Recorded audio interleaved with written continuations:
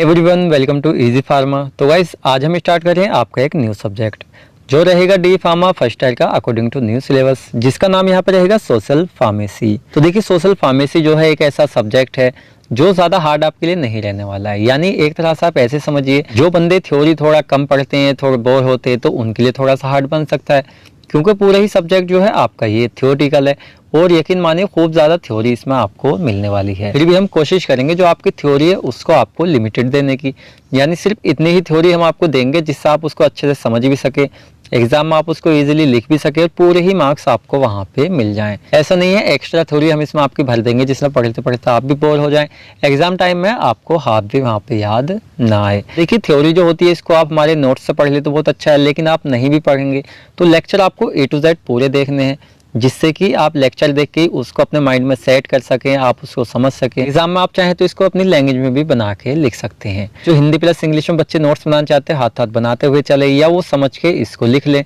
बाकी जो इंग्लिश में नोट्स बनाते हैं उनके लिए तो ये हम प्रोवाइड करा ही रहे हैं।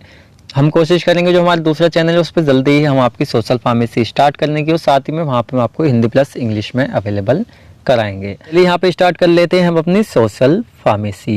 अब देखिए कुछ बच्चों की हमें कमेंट आ रही थी कि सर आप सेकंड ईयर के ज़्यादा लेक्चर दे रहे हैं, फर्स्ट ईयर के आप कम लेक्चर अपलोड यहाँ पे कर रहे हैं।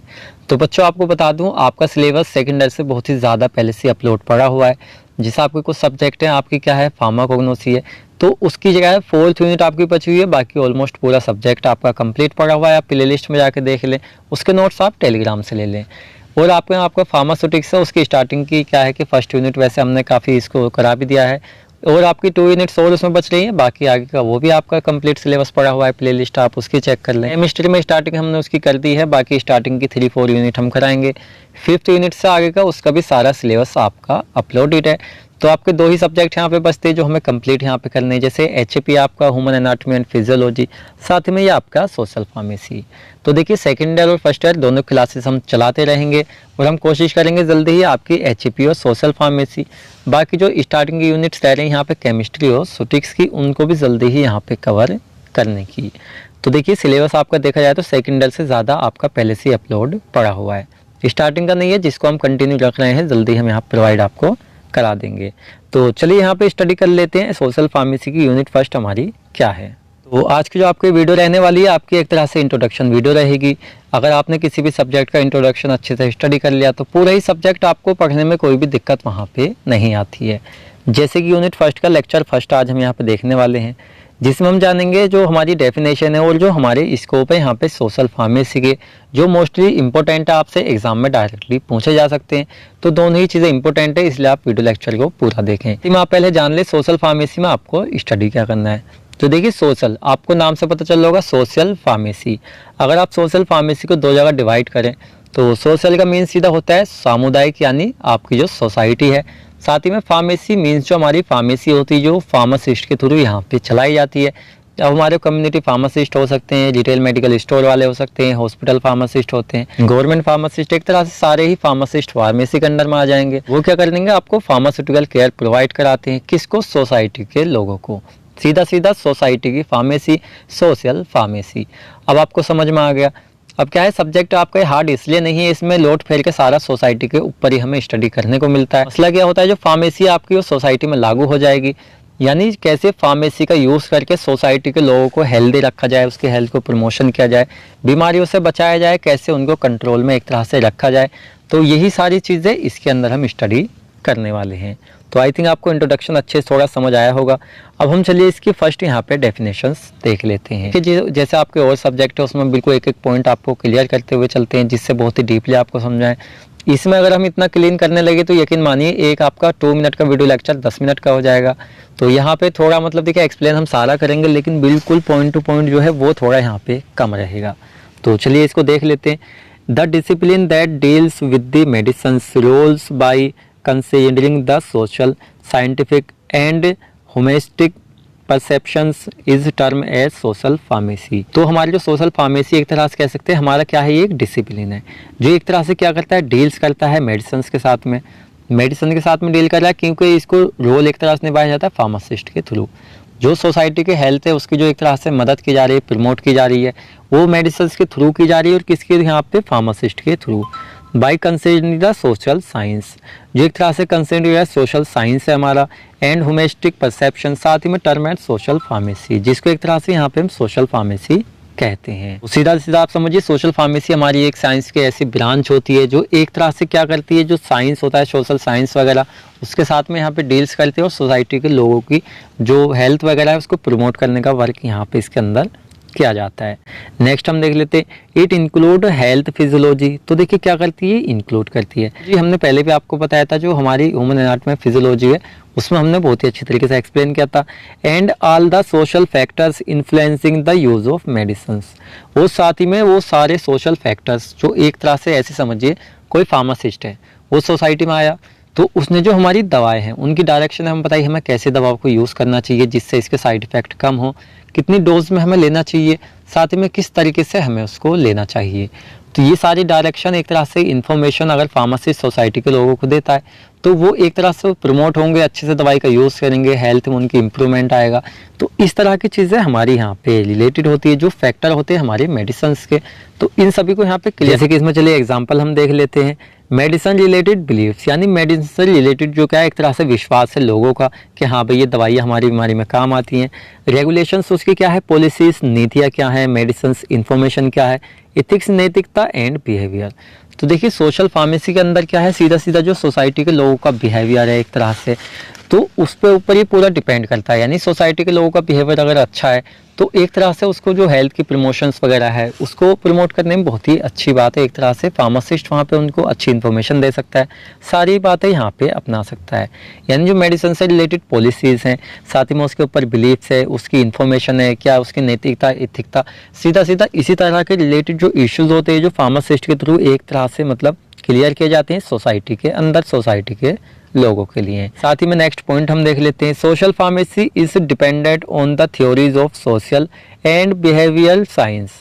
तो देखिए हमारी जो पूरी ही सोशल फार्मेसी है अभी किसके ऊपर एक तरह से डिपेंड है, जो हमारी थ्योरीज होती हैं सोशल, जो क्या है जो हमारी सोशल एक तरह से थ्योरीज हैं। सोसाइटी में अच्छे लोग भी रहते हैं, बुरे लोग भी रहते हैं। अब सोसाइटी की जो एक तरह से थ्योरीज है वो कैसी है, साथ ही में बिहेवियरल साइंस, व्यवहार फार्मेसी, एक तरह इस तरह से कह सकते हैं सोसाइटी में रहने वाले लोगों का बिहेवियर कैसा है, साथ ही में जो फार्मासिस्ट है उसका भी व्यवहार कैसा है उन कम्युनिटी के लोगों के लिए, एक तरह से सोसाइटी के लोगों के लिए। तो अगर उनका बिहेवियर अच्छा है तो उन्हें एक तरह से अच्छी इन्फॉर्मेशन वहाँ पे दी जा सकती है। इसके ऊपर एक तरह से हमारी ये डिपेंड रहती है। सीधा सीधा हम कहें तो सोशल साइंस हम यहाँ पे कह सकते हैं। अब ये हमारा हो गया, आपको अच्छे से समझ आया होगा। अब देखिए बिल्कुल क्लियर, अगर आप सोच रहे हैं और सब्जेक्ट की तरह आपको समझ में आएगा तो आपका ये थियोरटिकल है, ओनली आप इसको समझिए, अपनी लैंग्वेज में आप बना के लिख दे तो और भी अच्छा है। देन अगर आप इसके नोट्स ये वाले लिखते हैं तो ये भी आपके लिए बहुत ही अच्छे यहाँ पे रहेंगे, हमने शॉर्ट आपके लिए बनाए हुए हैं। अब नेक्स्ट हम देखेंगे यहाँ पे स्कोप ऑफ सोशल फार्मेसी। तो स्कोप आप पहले से जानते हैं, मान लीजिए कोई भी हमारी चीज़ है, जैसे हमारी मान लीजिए आप सोशल फार्मेसी है, तो इसको कि हम किसी सोसाइटी में लागू कर रहे हैं तो क्या क्या बेनिफिट्स हमें इससे मिल रहे हैं, किस तरह से हमारी लागू की जा रही है, सोसाइटी के लोगों को इसका बेनिफिट्स मिल रहा है, यही क्या होते हैं स्कोप होते हैं। यानी किसी भी चीज़ के स्कोप होते हैं, कहाँ पे उसको लागू किया जा रहा है, क्या उसके एक तरह से अपनाया जा रहा है। तो देख लेते हैं सोशल फार्मेसी एक तरह से क्या रोल अपना निभाती है, स्कोप होते हैं किसके लिए, सोसाइटी के लोगों के लिए, एक तरह से सोसाइटी के अंदर। तो scope of social pharmacy in improving public health. तो देखिए ये जो हमारे स्कोप है आपसे 2 टाइप से पूछे जा सकते हैं डायरेक्टली एग्जाम में, आपसे पूछ रहे scope of social pharmacy improving public health. तो सोशल फार्मेसी का मेन वर्क क्या है, पब्लिक की हेल्थ को इम्प्रूव करना। अब इम्प्रूव कैसे करेगी, उसकी डिसीज़ को प्रिवेंट करके, डिसीज़ को ट्रीट करके, दवाओं से रिलेटेड इन्फॉर्मेशन देके, उनकी डिसीज़ को प्रिवेंशन करके, या उनको मोटिवेट करके जो एक तरह से लोग रहते हैं सोसाइटी में उनको। तो यही क्या है हमारे सोशल फार्मेसी का वर्क है, जिसको पॉइंट टू पॉइंट चलिए यहाँ पे हम डिस्कस कर लेते हैं। तो चलिए फर्स्ट पॉइंट यहाँ पे हम देख लेते हैं, social pharmacy is term as the discipline as a discipline concern with the behavioural science related to use of medicines by customers as well as health care professionals. तो देखिए हमारी क्या है जो सोशल फार्मेसी है, ये एक ऐसी टर्म है एज ए डिसिप्लिन, यानी क्या करती है एक तरह सोसाइटी के लोगों में रहने वाले लोगों जो हैं उनके लिए एक तरह से डिसिप्लिन की तरह होती है। एज ए डिसिप्लिन कंसर्न, यानी डिसिप्लिन की तरह उनके साथ क्या करेगी यहाँ पे कंसर्न करती है विद द बिहेवियरल साइंस, यानी जो उनका बिहेवियर है उसके बेस पे सीधा सीधा हम कह सकते हैं जो रिलेटेड होती है यूज़ ऑफ मेडिसिन, कैसे मेडिसिन का उनका यूज़ करना है, मेडिसिन का यूज़ किसके थ्रू किया जाता है, बाई कस्टमर्स की, as well health care professional, जैसे कि क्या है जो हमारे हेल्थ केयर प्रोफेशनल्स होते हैं उनके थ्रू यहाँ पे एक तरह से बताया जाता है। तो ये हमारा हो गया। तो नेक्स्ट यहाँ पे हम देख लेते हैं along with behavioural and physiological perceptions, यानी एक तरह से कह सकते हैं मनोवैज्ञानिक दृष्टिकोण क्या है एक तरह से किस चीज़ का, सोसाइटी में रहने वाले लोगों का, या हम कह सकते हैं उन फार्मासिस्ट का जो एक तरह से वहाँ पे अपनी सर्विस दे रहे हैं। साइड टू फार्मेसी, साथ में फार्मास्यूटिकल एडमिनिस्ट्रेशन एरियाज, जो एक तरह से फार्मेसी के एडमिनिस्ट्रेशन एरियाज होते हैं उनके अंदर, लाइक जैसे हमारी फार्मेसी मैनेजमेंट एंड मार्केटिंग। तो हमारी जो फार्मेसी मैनेजमेंट एक तरह से कह सकते हैं फार्मेसी को मैनेज, साथ ही में मार्केटेड जो हमारी होती है वो हमारी यहाँ पे इसके अंदर रहने वाली है। नेक्स्ट हम देख लेते हैं, सॉरी इसी का यहाँ पे पार्ट है, आर आल्सो फंडामेंटल कंपोनेंट्स, एक तरह से मूल घटक होती है ऑफ सोशल फार्मेसी का। तो हमारी जो मैनेजमेंट होती है, हमारी मार्केट एक तरह से कह सकते हैं ये क्या होती है, एक मूल घटक होती है सोशल फार्मेसी का, क्योंकि जो हमारी सोशल फार्मेसी एक तरह से मार्केट के अंदर से ही तो दी जा रही है। जो हमारे इतने रिटेल मेडिकल स्टोर है या हमारे फार्मासिस्ट गवर्नमेंट फार्मासिस्ट वगैरह होते हैं, तो एक तरह से रिटेल मेडिकल स्टोर सीधे हमारे कहाँ पे होते हैं, सोसाइटी के अंदर ही होते हैं लेकिन मार्केट में। तो इस तरह का हमारा कुछ यहाँ पे रहेगा। नेक्स्ट हम देख लेते हैं the information present in social pharmacy. अब कुछ इन्फॉर्मेशन जो एक तरह से सोशल फार्मेसी के अंदर प्रेजेंट है। इन्फॉर्मेशन क्या है, जो एक तरह से दवाओं से रिलेटेड है, फार्मास्यूटिकल केयर है, फार्मासिस्ट के थ्रू एक तरह से डिसीज़ को रोकने के लिए दी जाती है। इज़ वेरी इंपॉर्टेंट, वो बहुत ही ज़्यादा क्या है, इंपॉर्टेंट है। To link the clinical and fundamental knowledge, नैदानिक और जो हमारा मौलिक ज्ञान होता है उसके लिए बहुत ही ज़्यादा एक तरह से इंपॉर्टेंट ही हमारी होती है। टफ एक तरह से क्या करती है, एजुकेटेड करती है टू दी फार्मासिस्ट। तो सोशल फार्मेसी के अंदर क्या है, हमारे जो फार्मासिस्ट है वो एजुकेटेड एक तरह से होते हैं, और वो किसको फिर एजुकेटेड एक तरह से करते हैं, जो हमारी पब्लिक होती है उसको। तो ये हमारा हो गया। नेक्स्ट हम देख लेते हैं फोर्थ हमारा point, a professional pharmacist is certified to incorporate his or her knowledge and social communication skills for improving patients' behavior, treatment outcomes as disease management। सीधा सीधा आप समझिए जो यहाँ पे प्रोफेशनल एक तरह से कह सकते हैं, जो हमारा कुशल फार्मासिस्ट है, एक अच्छा फार्मासिस्ट है, इस सर्टिफाइड, वो क्या करता है, एक तरह से सर्टिफाइड होता है किसके लिए, इनकॉर्पोरेट करने के लिए इज और हर नॉलेज को, एंड क्या करता है, सोशल और कम्युनिकेशन स्किल क्या करता है, उसको यहाँ पे वो इम्प्रूव करता है पेशेंट बिहेवियर के साथ में। एक तरह से मान लीजिए जो हमारा क्या है फार्मासिस्ट है, तो उसको क्या नॉलेज है, क्या उसका बिहेवियर है, एक तरह से हम कह सकते हैं उसको एक कम्युनिकेट, उस स्किल को एक तरह से अपनाता है इम्प्रूव करने के लिए, किस चीज़ के लिए, पेशेंट के बिहेवियर को, उसके ट्रीटमेंट करने के लिए, उसकी हेल्थ को अच्छा करने के लिए, जिससे उसको एक अच्छा आउटकम यहाँ पे मिल सके डिसीज मैनेजमेंट से रिलेटेड।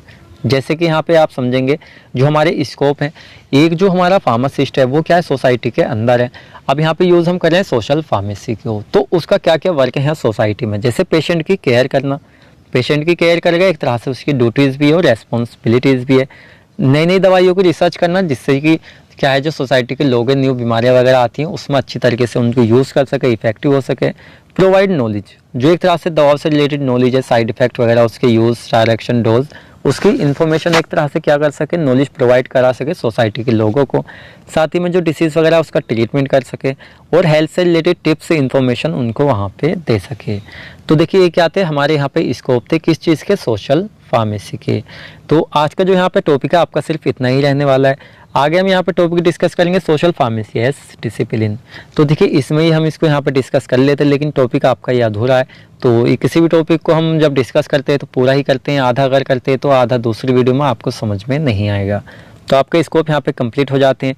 यहाँ हमने देखा इंट्रोडक्शन और स्कोप ऑफ सोशल फार्मेसी। तो ये अगर आप अच्छे से समझ गए तो आगे का मटेरियल जो हमारा रहेगा सारा इसी के ऊपर बेस रहेगा, इंट्रोडक्शन के ऊपर, जिसको आप इजीली यहाँ पे समझ लेंगे। तो मिलते हैं जल्दी ही आपसे नेक्स्ट वीडियो लेक्चर में।